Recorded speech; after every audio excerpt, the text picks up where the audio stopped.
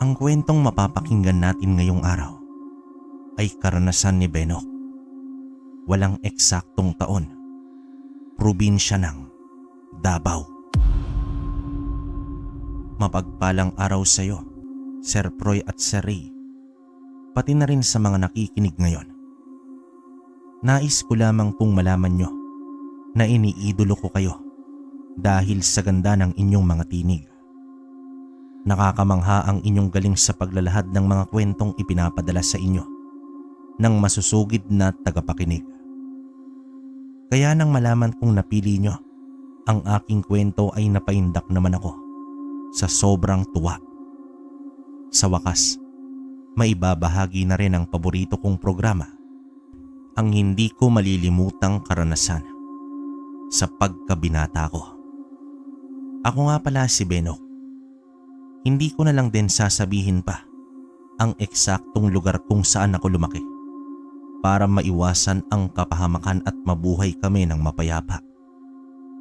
Sanggol pa lamang ako ay inabandona na ako ng sarili kong mga magulang. Ngunit hindi naman naging masalimuot ang aking buhay dahil kay Tatay Pedro. Hindi siya nagdalawang isip na isalba ako nang makita niyang basta-basta na lang ako itinapon sa tabi ng basurahan na malapit sa kanyang panaderya. Nung una ay labis daw po ang galit niya sa mga walang puso kong magulang.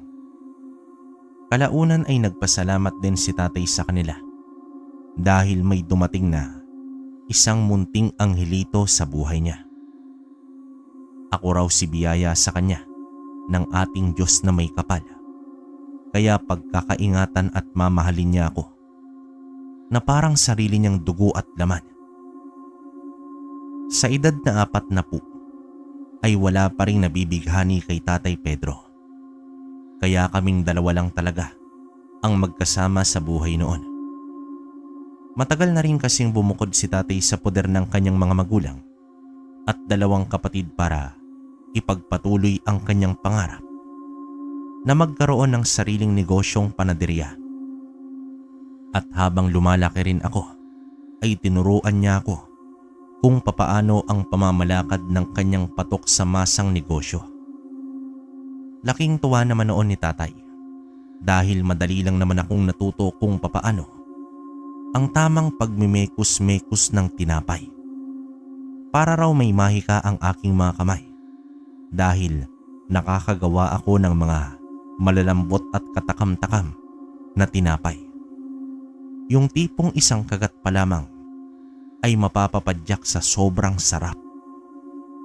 Sa totoo lang, kalakbay, may pagkapasaway rin ako noong kabataan ko.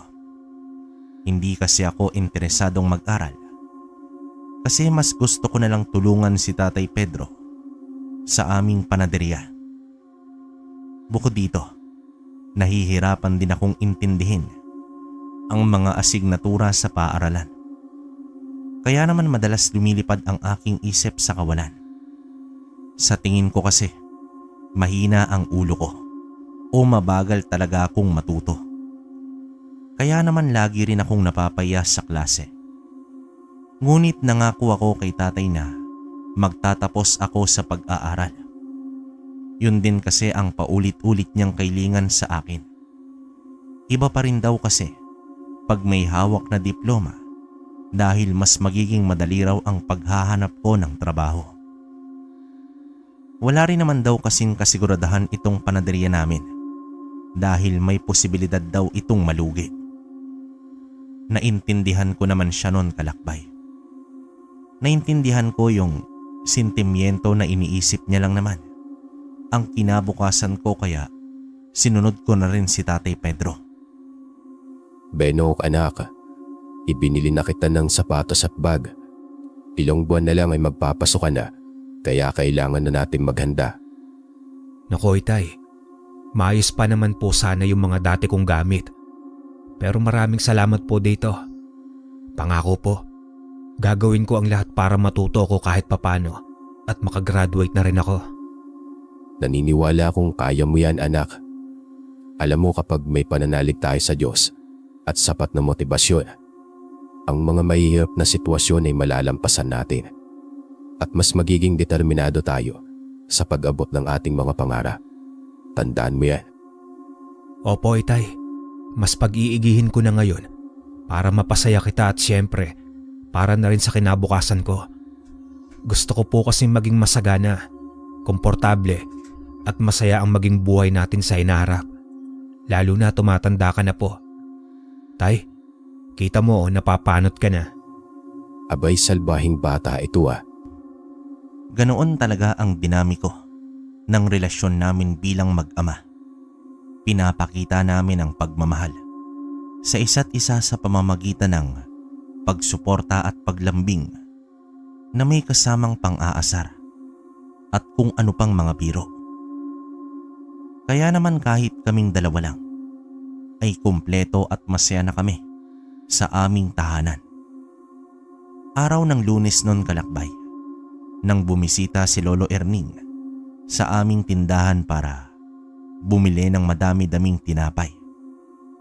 Siya pala ay kapatid ng yumaong tatay ni Tatay Pedro at nagsisilbing pangalawang magulang upang magabayan sa pagtanda si tatay. Sa totoo lang, Kalakbay, napakabait ni Lolo sa amin. Kaya lang meron siyang kakaibang kakayahan na hindi natin may kita sa isang pangkaraniwang tao. Kaya medyo naman ako natakot sa kanya sa tuwing bibisita ito sa amin.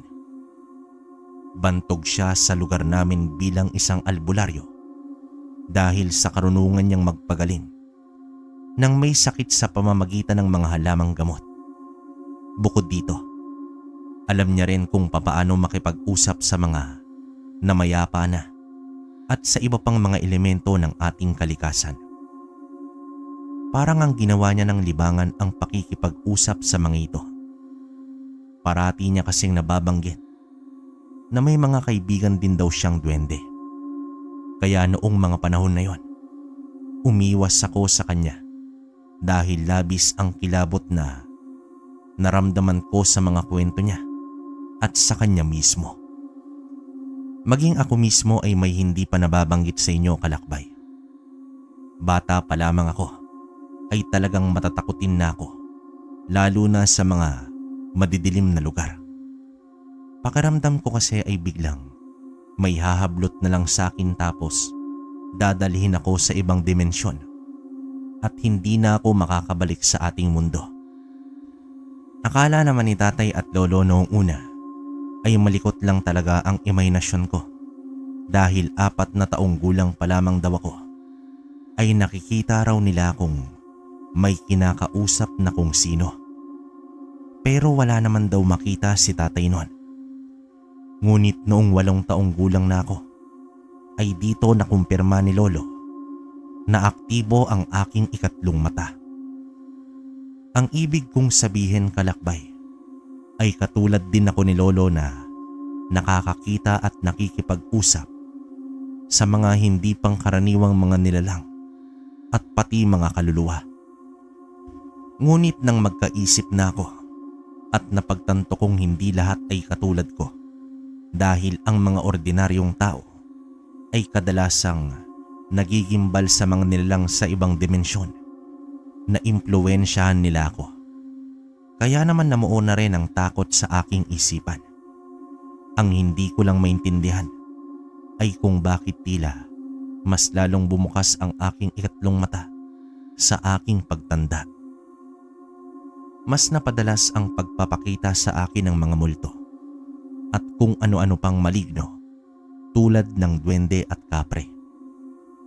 Pakiramdam ko nga noon na ang iba sa kanila ay pinagtitripan ako dahil alam nilang takot ako sa kanila.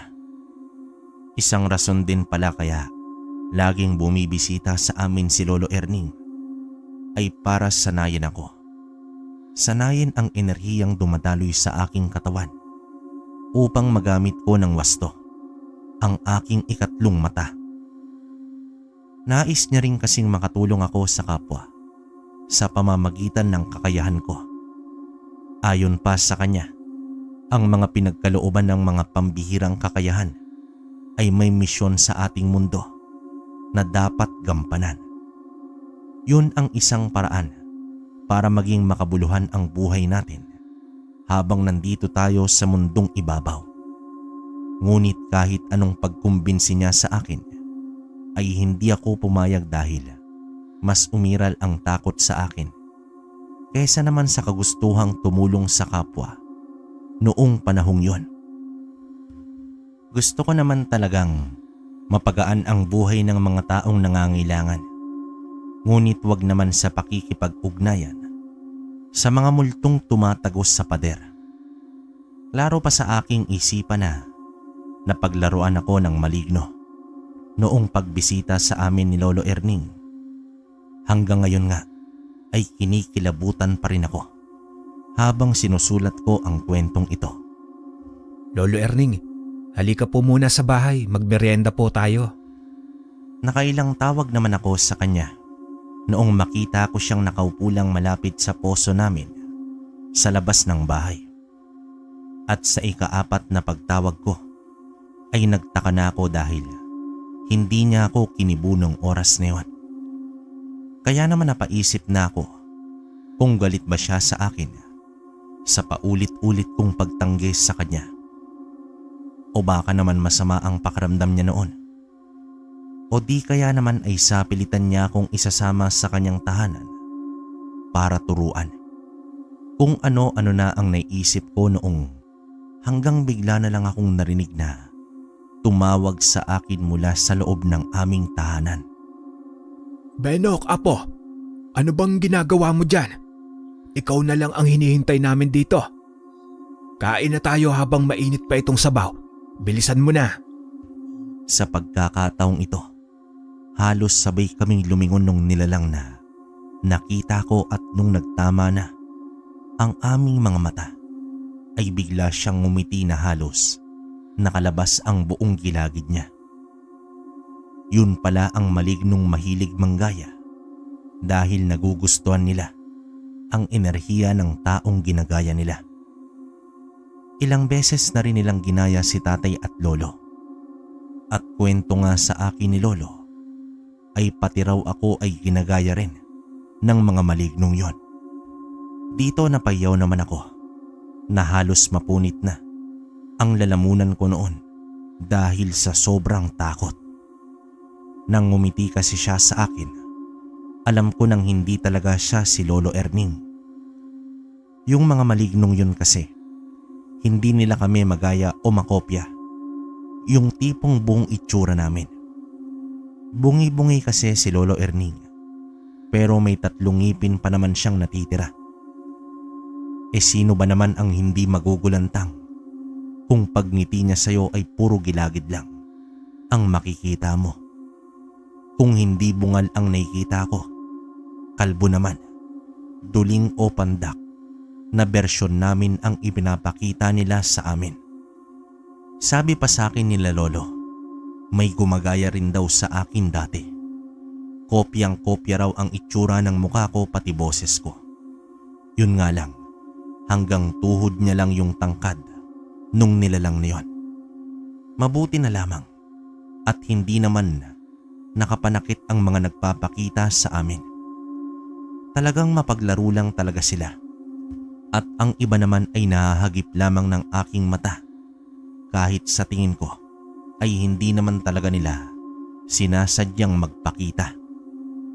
Isang araw ay pinapunta kami ni Mang Kadyo na aming kapitbahay sa burol ng kanyang yumaong asawa. Nakikiramay kami, Kadyo. Salamat, paring Pedro. Napakasakit ng nangyaring ito sa akin. Alam mo naman kung gaano ko kamahal ang kumare mo.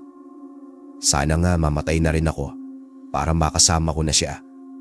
Hindi ko alam kung kakayanin ko pang mabuhay nang wala na siya sa piling ko. Huwag kang magsalita ng ganyan, pare. May rason kung bakit nandito ka pa rin sa mundong ito. Nabubuhay ka para gabayan ang bunga ng inyong pagmamahal ni Mare, ang mga anak nyo. Kaya magpakatatag ka lang. Alam kong lagi lang nakabantay sa inyong mag-ama si Mare. Oo nga po, Mang Kadyo. Isipin nyo na lamang po ay nasa mapayapa at masayang lugar na po si Aling Nenang. Sigurado rin po akong mahal na mahal ka niya. Maraming salamat sa inyo sa pagpapagaan ng loob ko. Ramdam ko rin naman sa aking puso na gusto niyang ipagpatuloy ko ang aking buhay kahit pa nasa langit na siya. Masakit lang talaga na siya ang nauna, pero lagi ko siyang maaalala bilang napakabuting asawa at ina. Nandito lang din po kami ni Tatay Pedro, Mang Kadyo, kung gusto niyo po nang makakausap. Kumatok lang po kayo sa pinto namin. Handa po kaming makinig at damayan ka. Salamat ulit, Benok. Pag-alis ni Mang Kadyo ay sinabi ko naman kay tatay na nakita ko si Aling Nenang nakasunod at nakabantay lang kay Mang Kadyo.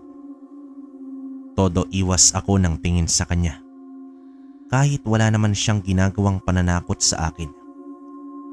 Bukod sa pagiging maputla, ay normal naman kahit papaano ang itsura niya. Kung ano ang itsura ng muka at katawan niya noong nabubuhay pa siya, ay ganoon din ang nakita ko. Nakangiti pa nga siya sa akin na parabang sinasabi niya na masaya siya dahil nagampanan niya na ang mga tungkulin niya sa mundo natin at handa na siyang tumawid sa kabilang buhay at magtungo sa langit. Pagtapos ng 3 gabing burol ni Aling Nena, ay nakahanda na ang lahat para sa kanyang libing. Maraming tao ang nagluksa, kasama si Mang Kadyo at para makipaglibing na rin. Kabilang na rin kami doon. Maging sa amin din kasi ay naging mabuti itong si Aling Nena. Isa rin siya sa mga nag-alaga sa akin noong bata pa lamang ako. Kapag may importanteng pupuntahan si tatay at hindi ako pwedeng isama. Hanggang sa paglaki ko ay naging malapit na rin sa amin ang pamilya ni Mang Kadyo. Naging magaan din ang loob ko kay Aling Nena. Habang naglalakad naman kami patungo noon sa sementeryo, ay biglang nasulyapan ko naman si Aling Nena. At sa pagkakataong ito ay lumapit na siya mismo sa akin para bulungan ako. Nataranta naman ako noon at nasampal ko ang sarili kong tenga, kaya hindi ko naintindihan ang binulong niya. Anong nangyari, Benok? Ayos ka lang ba? Tay, andito po si Aling Nenang. Nagpapakita na naman siya sa akin. May binulong siya pero hindi ko naiintindihan. Pakinggan mo lang siya, anak. Baka importante ang sasabihin niya sa'yo. Sinunod ko naman si tatay kahit nakatayo na ang lahat. Dito ikinagulat ko ang binanggit ni Aling Nenang sa akin. Kinuha at kinain daw ng isang aswang na tinatawag na balbal ang kanyang bangkay. Paulit-ulit siyang humingi ng tulong sa akin habang nanlalamig na ang buong katawan ko sa sobrang kaba at takot. Ni hindi ko alam kung ano ang dapat kong gawin noong mga panahong yon. Grabe naman kasi, tatawid na sana si Aling Nenang at magiging mapayapa na siya. Naudlot pa. Kaya napasigaw na lamang ako. Itigil ang libing! Lahat ng mapangusgang mata ay nakatitig sa akin na parabang takang-taka sila sa nangyari. Maraming boses ang umalingaw-ngaw sa aking tenga na nagtanong kung ano ba ang problema at ititigil ang libing. Wala si Aling Nenang sa kabaong niya. May nagnakaw ng bangkay niya. Anong sinasabi mo, Benok? Sino namang makakaisip niyan? Utang na loob, maniwala po kayo sa akin. Wala na dyan si Aling Nenang. Sabi niya sa akin yun. Sinabi niya? Sinong nagsabi, Benok? Si Aling Nenang po. Paniwalaan niyo po ako, pakiusap. Alam mo, Benok, magpahinga ka na muna. Ilang gabi ka nang napupuya, kaya siguro kung ano-ano na ang pinagsasasabi mo. Si tatay at lolo lang ang talagang nakakaalam na aktibo ang third eye ko. Sa tingin ko ay nabigo na naman ako sa pagbunyag ko dahil wala namang naniwala sa akin. Alam kong hindi matatahimik ang kaluluwa ni Aling Nenang kapag walang nakakaalam sa totoong nangyari sa bangkay niya. Kaya naman dumiretso ko sa mga tagahawak ng kabaong niya at dito nakiusap akong buksan ito. Ngunit patuloy lang sila sa paglalakad. Kaya nagpasya na akong makipag-agawan sa mga ito para lang mailantad ang katotohanan. Ngunit sa kasamaang palad ay nabagsak namin ang kabaong ni Aling Nenang at bahagya itong nabuksan. Kaya naman nakita ng lahat ang ulo at kalahati ng katawan niya. Benok, may problema ba? Bakit ka ba nagkakaganyan? Pakiusap, wag mo kaming idamay. Libing ng pinakamamay kong asawa. Huwag kang manggulo. Pasensya na po, Mang Kadyo. Sobrang hiya ko naman nun, Kalakbay, at hindi ko na alam kung may mukha pa akong may haharap, lalo na sa pamilya ni Mang Kadyo. Napasama pa kasi ako kahit ang intensyon ko lang naman ay ipaalam sa kanila na wala talaga silang bangkay na ililibing. Pinili kong tumulong kahit pa ang kapalit ay maibunyag sa harap ng maraming tao ang aking sekreto. Ipinagtaka ko kung bakit nandun pa rin ang katawan ni Aling Nenang. Malinaw naman na siya ang nagpakita at nakausap ko.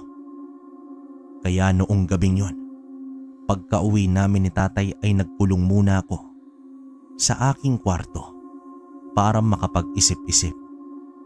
Nais kong malinawan sa mga nangyari, kaya nagpasya akong isang tabi ang takot ko at harapin si Aling Nenang. Ngunit bago ko pa siya tawagin ay bigla na lang siyang lumitaw sa harapan ko. Ayon sa kanya, nilinlang daw kami ni Menencio sa pamamagitan ng paglalagay ng katawan ng puno ng saging pagkatapos nitong nakawin ang bangkay ni Aling Nenang. Ang balbal ang may sala kung bakit sa unang tingin ay itsurang bangkay ang puno ng saging dahil sa taglay nitong sa bulag. Nang malaman ko ang lahat ng ito, ay tuloy pa rin siya sa paghingi ng tulong sa akin na ipaalam sa asawa niya na ang inilibing nila ay isang puno ng saging lamang.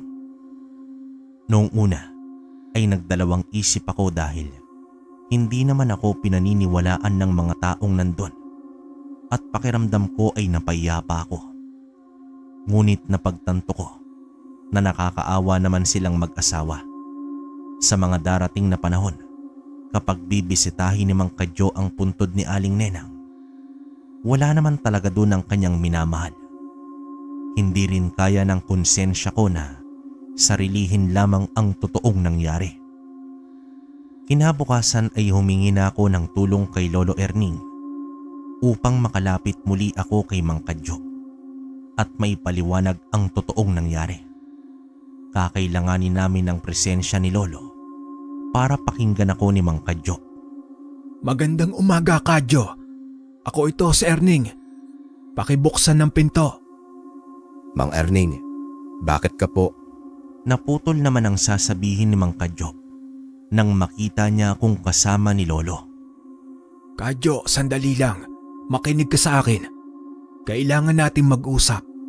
Pakiusap, papasukin mo kami. Kung manggugulo ka lang, Beno, kay umalis ka na. Masyado pang sariwa ang sakit na nararamdaman ko. Huwag mo na akong pahirapan pa. Hindi po, Mang Kadyo. Nandito lang po ako para magpaliwanag. Hindi po ako manggugulo, pangako. Sa wakas, pinapasok na rin kami ni Mang Kadyo. Pagkatapos ng ilang pakiusap sa kanya, sinimulan ko ang lahat sa paghingi ng tawad sa kanya. Hindi ko po sinasadyang manggulo sa libing ni Aling Nena. Kilala niyo naman po ako simula bata pa lamang ako. Alam niyo pong malapit ang puso ko sa inyong dalawa. Wala po akong intensyong masama. Maniwala po kayo. Kung totoo yung sinasabi mo, Beno, bakit pinatigil mo ang libing ng asawa ko? Sinabi mo pang may nagnakaw sa katawan niya, ay kitang-kita ng lahat na nandun pa rin ang bangkay niya. Dahil yun po ang totoo. Kaya ko po nagawa iyon dahil nagpakita at nakausap ko po si Aling Nenang. Ano na naman bang kalokohan niyang pinagsasasabi mo, Benok? Kadyo, makinig ka muna sa kanya. Ako ang makapagpapatunay na hindi siya nagsisinungaling. Hindi rin nahihibang ang aking apo. Bata pa lamang kasi siya ay talagang nakakakita na siya ng mga multo at kung ano-ano pang nilalang. Katulad ko ay aktibo o bukas din ang third eye niya. At ang dahilan po kung bakit sa paningin niyo ay nandun pa rin ang katawan ni Aling Nenang dahil nilinlang po kayo ng balbal. Ang totoong laman po ng kabaong niya ngayon ay katawan lamang ng puno ng saging. Mang Erning, totoo po ba talagang sinasabi niyo? Tsaka ano yung balbal na yan? Oo, Kadyo. Bakit naman kami magsisinungaling sa'yo? Wala naman kaming mapapala dyan. Yang balbal na yan ay isang aswang na kumakain ng bangkay ng mga tao upang makalikom ng lakas. Napakasarap sa panlasa nila ng patay na katawan ng tao. Kaya hindi sila nag-aalinlangan na magnakaw sa tuwing may burol. Malamang habang nagpapahinga o tulog ang lahat ay nasa lisyan kayo nun. Sinisi ni Mang Kadyo ang kanyang sarili.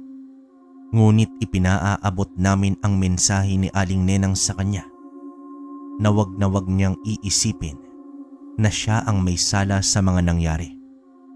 At higit sa lahat ay mahal na mahal siya ng asawa niya. Sa pagkakataong ito ay isa lang ang hiling sa amin ni Mang Kadyo, ang maparusahan ang balbal. Dahil hindi na maibabalik pa ang katawan ng minamahal niya. Ang ibig niyang sabihin ay hanapin at patayin namin ang balbal na yon para hindi na rin daw maulit pa sa iba pa ang ginawa ng halimaw. Ano po? Ibang usapan na po yan, Mang Kadyo. Alam niyo naman pong matatakotin ako. Hindi ko po kaya yan. Mahinang nilalang lang po ako. Benok, apo. Sa tingin ko ito na ang pinakatamang panahon para tanggalin na ang takot diyan sa iyong isipan. Kailangan mo na maging matapang para hindi mo na malimitahan ang sarili mo at para makatulong tayo sa mga nangangailangan. Paano ko naman po gagawin yon, Lolo Erning? Halos maihina nga ako sa salawal ko sa takot sa mga multo at maligno. Patpatin pa ako. May alam akong paraan para lumakas ang pangangatawan mo. Kunin mo ang mutya ng salsagan sa Biyernes Santo, bandang 3:00 ng hapon. Nalaman pala ni Lolo ang tungkol sa mutya ng salsagan sa mga kakilala nitong gumagamit ng mga agimat.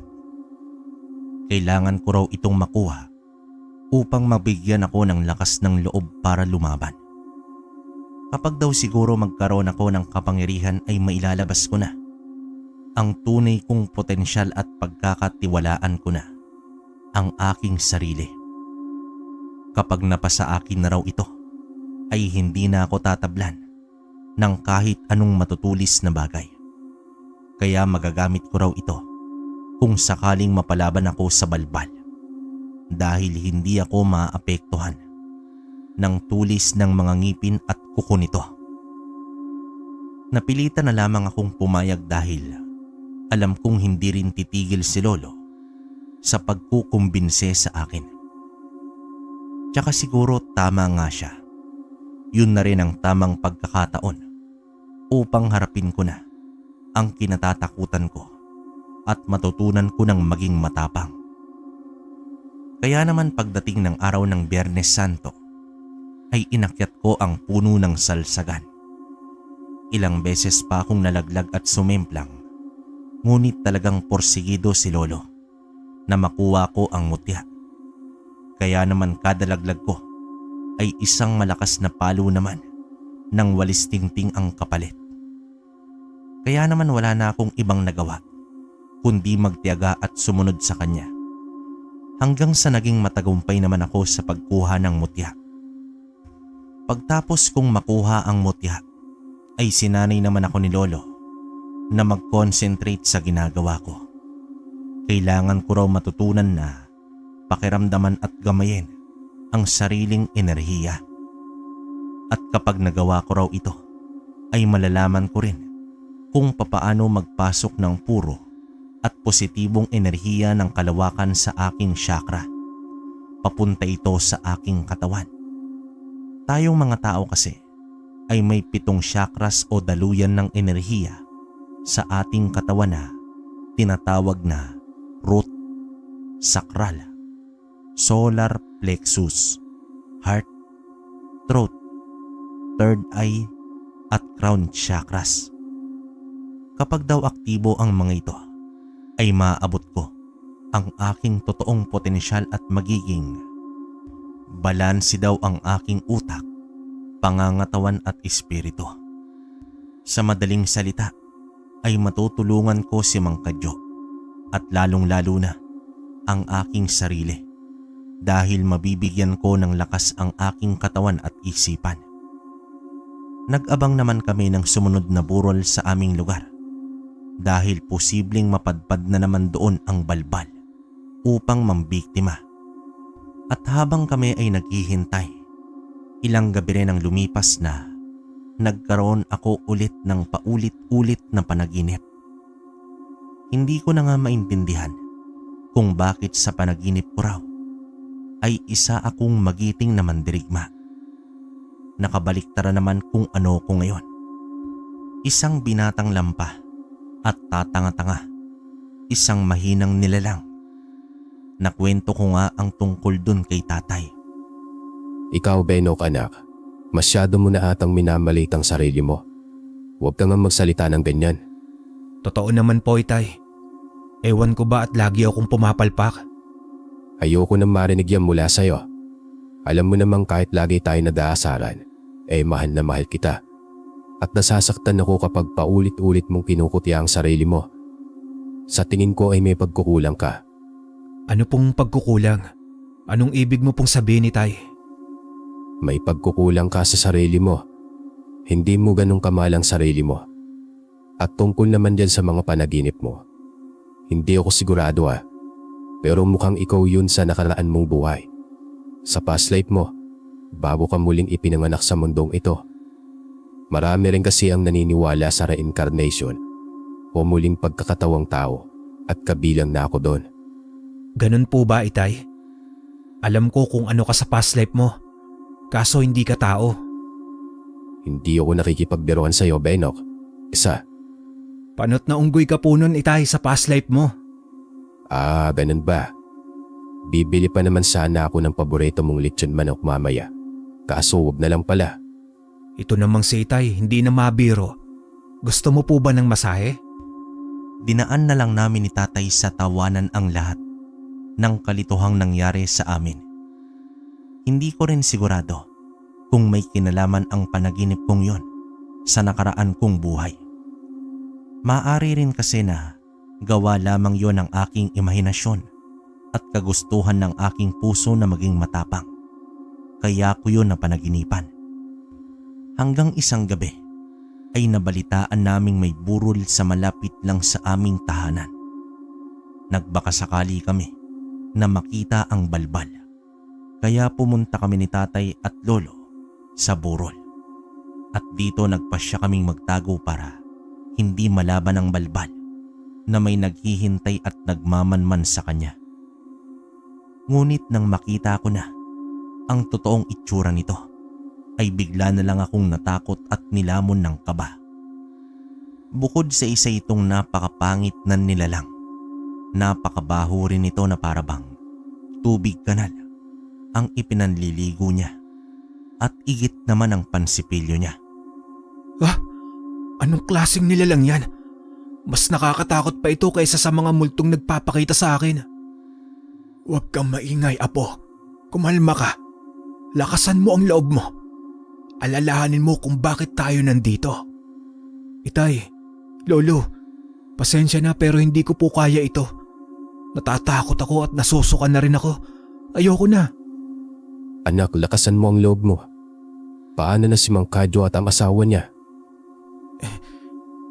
Hindi ko po alam, Itay. Pasensya na talaga. Nagpasya naman akong umuwi ng oras na yon.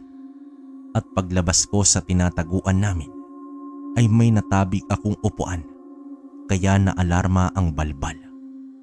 Mabilis nitong tinangay ang bangkay na nasa kabaong kaya hindi na niya napalitan ng katawan ng puno ng saging, ang katawan ng biktima.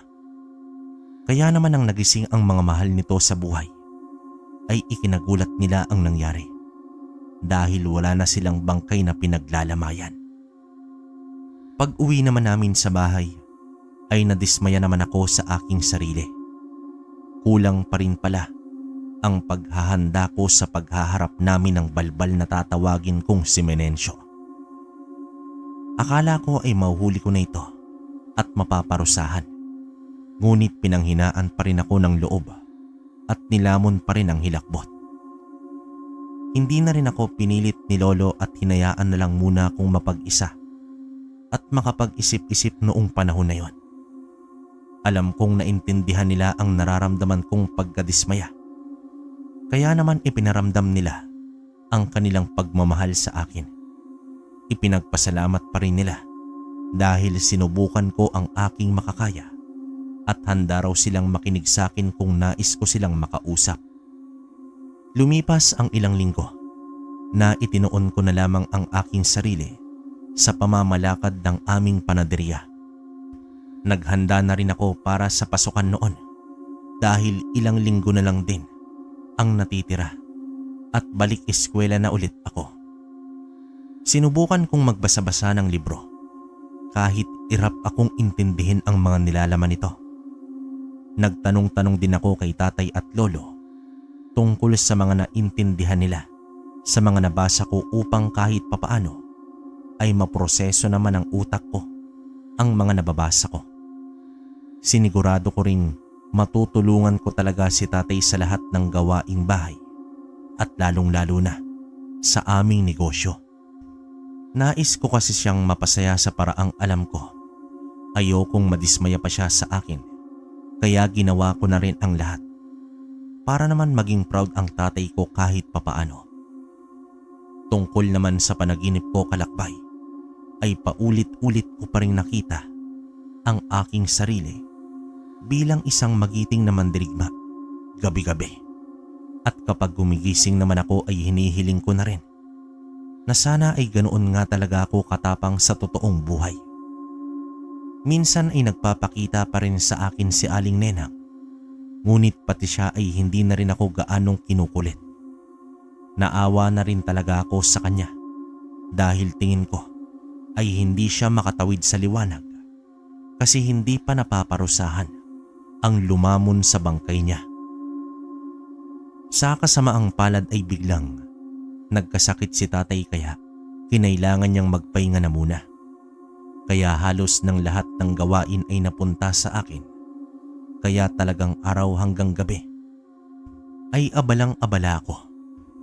At pinagsisisihan ko na hindi ko lubos na nabantayan si tatay dahil bigla na lamang itong naglaho. Kahit anong hanap namin sa kanya ay hindi talaga namin siya makita. Nang malaman ni Lolo ay isa lang ang pumasok sa isip niya. Ninakaw ni Menencio si tatay. Malamang daw ay naamoy ni Menencio na may sakit si tatay kaya binihag niya ito. Mukhang plano raw nitong hayaan na mamatay si tatay dahil napakasarap at sariwa sa panlasa niya ang katawan na kamamatay lang. Bigla naman akong nakaramdam na parabang kinuryente ang katawan ko sa aking narinig.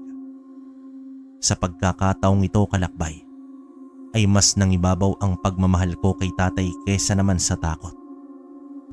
Tila ay bigla ngang naglaho ang takot ko. Ibang usapan na kapag mahal ko sa buhay ang malalagay sa panganib. Wala na akong ibang nais gawin kundi iligtas si tatay at puksain si Menencio. May napagtanto rin ako kung bakit madalas akong nadadaig ng takot. Yun pala ay dahil tama si tatay. Dahil nagkulang ako sa pagmamahal sa aking sarili. Lagi kong iniisip na mahina ako at hindi karapat-dapat. Hindi ko kayang maging malakas dahil wala akong tiwala sa aking sarili.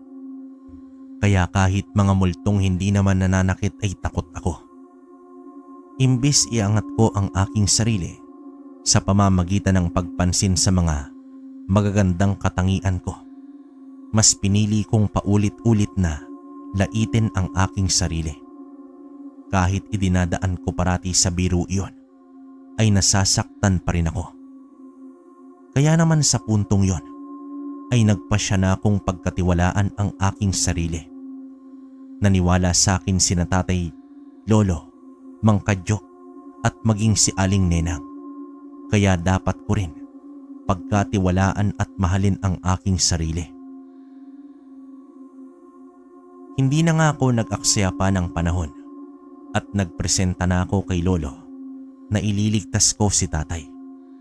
Handa na ako noong oras na yon sa mga gusto niya pang ituro sa akin. Nakita naman ni lolo na talagang porsigido ko sa nais kong mangyari, kaya nagpasya kaming hanapin ang tirahan ni Menencio para sugurin kinagabihan. Ayon pa kay lolo, wala kaming magiging problema sa paghahanap kay Menencio dahil pwede naming kausapin ang mga espiritong gabay niya at mga kaibigan niyang duwende. Maaari nila kaming tulungan tuklasin kung saan naroroon si tatay. At nalaman namin sa kagubatan pala, malapit lang sa aming lugar, naninirahang mag-isa itong si Menencio. Binigyan kami ng direksyon ng mga duwende, papunta naman sa eksaktong lungga ng halimaw na yon. At nalaman namin, sa kaloob-looban pala ng kagubatan iyon, kaya hindi lang si Menencio ang kailangan naming paghandaan, kundi pati na rin ang mga posibleng magtangka sa aming buhay ni lolo, buhay man o mapaglarong engkanto. Ilang oras bago kami magtungo sa kagubatan ay naghanda kami ni lolo. Tinulungan niya akong mag-ayos ng mga gamit na aming dadalhin. Kasama na doon ang mga pangontra sa mga aswang tulad ng asin, bawang, buntot pagi at punyal na gagamitin sa pagtapos sa buhay ng aswang na yon. Nagdala rin kami ng mga halamang gamot ni lolo kung sakaling kakailanganin namin yon pagkatapos ng laban. At hinding-hindi ko nakalimutan ang mutya ng salsagan. Pagkatapos naming ayusin ang mga aming dadalhin, ay sabay na kaming nag-concentrate ni lolo para makakuha ng positibong enerhiya mula sa aking kalawakan. Sabay namin itong ipinasok sa aming crown chakra, pababa naman sa aming katawan. Sinigurado namin na parehong nasa wastong kondisyon ang aming isipan at pangangatawan. At bago kami umalis ng aming tahanan, ay nagdasal kami ng taimtim at hiniling namin sa Diyos na mapagtagumpayan namin ang laban na ito at higit sa lahat ay mailigtas namin ang pinakamamahal kong tatay. Pagdating namin sa labas ng gubat pa lang ay nakaramdam na kami kaagad ni lolo ng matinding kilabot sa aming katawan. Para bang namanhid ang ulo ko at nagsitayuan ang aking balahibo sa katawan. Isa lang ang ibig sabihin nun, maraming engkanto o mga nilalang ng kagubatan na yon ang nagbabantay at nagmamasid sa amin. At sa isang maling galaw lang namin at hindi nila lubos maintindihan, ang pakay namin ay siguradong pagkakaisahan nila kami at hindi ako sigurado kung makakauwi pa kami. Sa kabila ng aming kaba ay nagpatuloy pa rin kami sa aming plano na iligtas si tatay at dumiretso na kami sa pagpasok sa kagubatan. Ngunit wala pa kami, sa kalagitnaan ay may humarang sa amin na isang tikbalang. Sinubukan naming magpatuloy sa paglalakad, ngunit tila bumigat ang mga katawan namin na nagpahirap naman sa aming paghakbang. Hindi naman ako sigurado kung yung tikbalang ang may gawa nun o yung iba pang engkantong nakapaligid sa amin. Nakikiusap ako sa inyo. Padaanin niyo po kami. Wala kaming masamang intensyon sa inyo o sa kagubatan na ito. Nais lamang naming iligtas ang mahal namin sa buhay. Hindi iyong ganun kasimple. Kung gusto niyong makapasok sa aming teritoryo, ay kailangan niyo magbigay ng mahalagang bagay na galing sa inyo na magagamit namin. At kapag nagustuhan namin, ay libre na kayong maglabas-pasok dito. Ano bang gusto niyo? Wala namang kaming dalang mahalagang bagay. Wala kaming maibibigay sa inyo. Kaya pakiusap po, padaanin niyo na po kami. Yang mutyang tangan mo ang gusto ko. Gusto ko yan. Ibigay mo sa akin yan at padadaanin ko kayo. Huwag yan. Kailangan ng apo ko yan para mailigtas niya ang kanyang ama. Kailangan niya yan para lumakas ang loob niya. Ito ba ang gusto mo? Sige, sa'yo na lang ito. Lolo, huwag ka pong mag-alala. Kakayanin natin ito kahit wala ang mutya ng salsagan. Nang maibigay ko na sa tikbalang ay muli kaming nakapaglakad ng maayos. At tumakbo na kami ni Lolo upang makarating na kami agad sa lungga ni Minencio. Mabuti na lamang ay wala namang naging sagabal, kaya mabilis na rin naming natuntun ang tirahan niya. Nang magbago ang simoy ng hangin dahil sa nakakasulasok na amoy, ay alam kong nasa malapit lang ito. At paglingon ko nga, ay bigla na lamang siyang nakapwesto sa likod namin ni Lolo. Itinulak niya kami nang napakalakas kaya tumilapon kami at bumagsak sa lupa. 1, 2, 3. 3 bangkay ang pagpepiestan ko ngayong gabi. Hindi ko napapatagalin ito. Gutom na ako. Nahihibang ka na. Akala mo magpapatalo. Hindi ko na naituloy pa ang sasabihin ko nang bigla niya akong sinugod at muling ibinato. Sa pagkakataong ito ay tumama na ang likod ko sa isang malaking puno.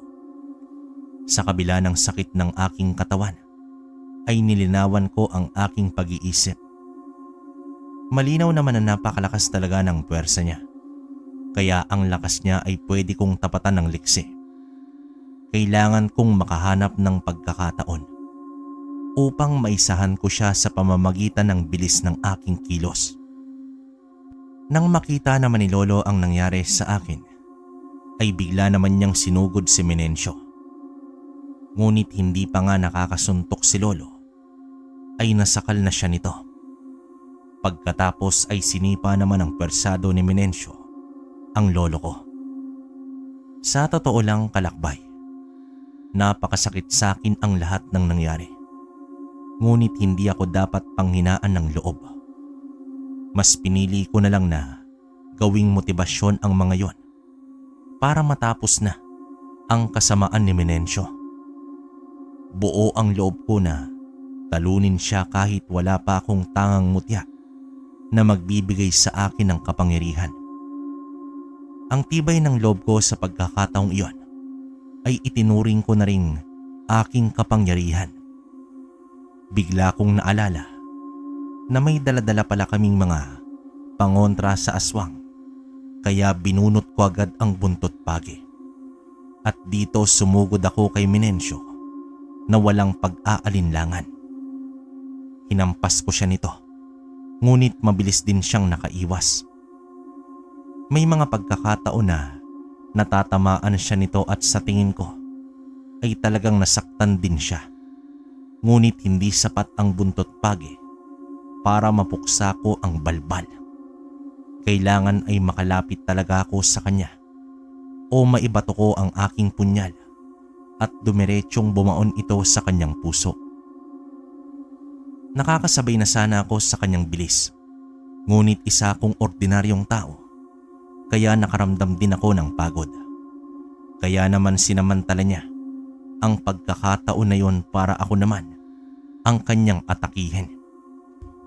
Nang mabitawan ko ang buntot pagi, ay bigla siyang umibabaw sa akin at ibinaon nang mabilis ang kanyang matatalas na kuko sa aking katawan. Sa totoo lang, wala na akong gaanong maramdaman na sakit nun. Para bang nagmanhid na ang aking katawan dahil mas inisip ko ang kalagayan ni tatay. Ni hindi nga ako nakasigurado nun kung buhay pa ito. Kaya naman wala na akong pakialam kung punit-punitin pa ni Menencio ang balat ko. Kahit nangihina na si Lolo, ay pinilit niya pa ring iligtas ang buhay ko sa pamamagitan ng pagsugod kay Menencio. Ngunit ni hindi man lamang siya nakatama ng suntok o sipa. Nung oras niyon ay naalala kong may bawang nga pala ako sa bulsa. Kaya naman ang ginawa ko ay ngumuya ako ng napakaraming bawang at nilapit ko ang aking muka kay Menencio. At sinigurado kong mahihingahan ko ito sa kanyang pagbumuka. Naging epektibo naman ang estratehiya kong iyon dahil napatras siya nang maamoy niya ang hininga ko. Hanggang ngayon, hindi pa rin ako sigurado sa dahilan ng pag-atras niya. Kung nabahuan lang ba talaga siya sa bawang o baka naman may amoy basura talaga ang aking hininga. Ilang araw na kasi akong hindi nakapagsipilyo sa sobrang pag-aalala kay tatay. Nakalimutan ko na nga ring maligo nun, kalakbay. Ginamit namin ang pagkakataon na yon upang mapasok ang bahay ng aswang at mahanap si tatay. Pagpasok namin ay nakakatindig balahibo ang natunghayan namin. Nagkalat kasi dito ang pira-pirasong katawan ng kanyang mga biktima. Kaya tinawag ko agad si tatay para malaman ko kung nasaan siya. Anak, nandito ako sa isang kwarto. Nakahinga naman ako ng maluwag nang marinig ko si tatay. Pinuntahan namin agad ang kwartong sinasabi niya at dito sinipa ko ang pinto. Awang-awa naman ako sa kanya nang makita kong nakatali ang mga kamay at paa niya habang nakahiga noon sa kama. Pagkalapit namin kay tatay ay kinalagan ko agad siya upang maitakas. Pinanguya ko rin sila ng bawang para maprotektahan ang kanilang mga sarili. At pagkatapos noon ay kinuskos namin ang asin sa aming buong katawan. Nagbabakasakali rin kami na hindi kami malapitan ng aswang na yon kapag puno ng asin ang aming katawan. Nang palabas na kami ng kwarto, ay bigla na lamang tumambad sa aming harapan itong si Menencio. Akala nyo ba talaga may iisa nyo ko? Hindi na kayo makakalabas ng buhay dito, mga hangal. Sigurado ka ba dyan, halimaw? Bigla kong isinaboy sa kanyang muka ang dinurog-durog kong bawang na inihalo ko sa asin. Muli ay napatras naman ito at sa oras na yon ay alam kong mas masakit ang naidulot sa kanya. Kitang-kita ko noon ang pag-usok ng katawan niya na siyang nagpaangil sa kanya. Nang mapatakip siya ng kanyang mata ay inilabas ko na ang tago-tago kong punyal at tumakbo naman ako papunta sa kanya upang itarak ito sa kanyang puso. At nang magawa ko yon ay bigla siyang napatihaya at nangisay na parang bulating na asinan. Nung oras na yon ay malinaw na sa akin na nagtagumpay ako sa aking misyon na iligtas si tatay at mabigyan ng hustisya ang mga biktimang kinain niya. Ngunit nang mapansin kong patuloy pa rin siya sa pangingisay, ay dito napikon na ako. Ayaw mong tumigil ah, etong sayo. Muli kong itinarak ang aking punyal sa kanyang dibdib na siyang nagpatigil sa paggalaw nito. Mabuti na lamang ay kasama namin si Lolo at daladala niya ang kanyang mga halamang gamot. Kaya kahit papaano ay gumaan ang pakiramdam namin. Naalala ko rin na pwede nga pala kaming kumuha ng positibong enerhiya sa kalawakan na siyang magbibigay sa amin ng sapat na lakas para makauwi kami. Kaya naman sabay-sabay kaming naupo nang nakaposisyon at nagdasal. Pagkalipas lamang ng ilang sandali ay tila lumakas-lakas na rin ang aming katawan at napawi rin ang aming pagod. Bago naman kami umalis ay sinabi ko kay na Lolo ang ideya ko sa gagawin namin sa bangkay ni Menencio. Pinagtulungan namin itong buhatin abang papalabas na kami ng kagubatan.